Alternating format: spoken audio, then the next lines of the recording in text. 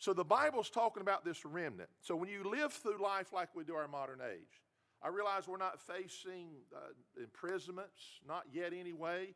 We face our own form of persecution. Sometimes it's just by the lack of support, if nothing else. It's just sometimes it comes from the silence of people.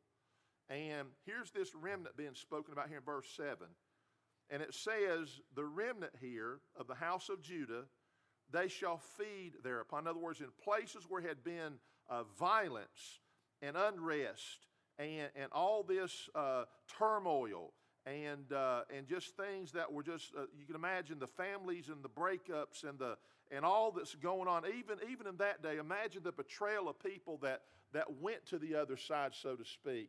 And you think, well, why would you do that? We're God's people, and yet the betrayal and all of that, and yet there's a remnant that sticks with God. And the Bible says that they shall feed thereupon in these places where it's been violent and they've been uprooted. It says, in the houses of Ashkelon shall they lie down in the evening, for the Lord their God shall visit them and turn away their captivity. I guess what I'm saying tonight before we get to this other verse is this. No matter what your situation is, God knows where you're at, and He can literally, as the Bible says, can God furnish a table in the wilderness? God can. Oh yeah, God can. Psalm, the 23rd Psalm there, the Lord is my shepherd. I shall not want anything. He maketh me to lie down in green pastures. He leadeth me beside the still waters. Now I know there can be chaos. And I know there can be chaos in our lives, but let me tell you something. God can take the chaotic situations and make a sense of rest and security in those situations.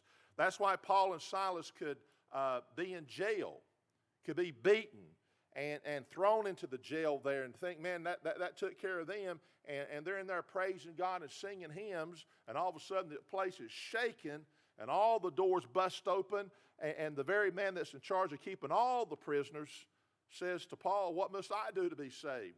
And all of a sudden a revival breaks out, and this man, he gets saved, takes him back to his house. They have a big meal, and the one who's taking care of the stripes of the men they beat said, can we put any more ointment on me? Can we make you feel any better? Can you imagine?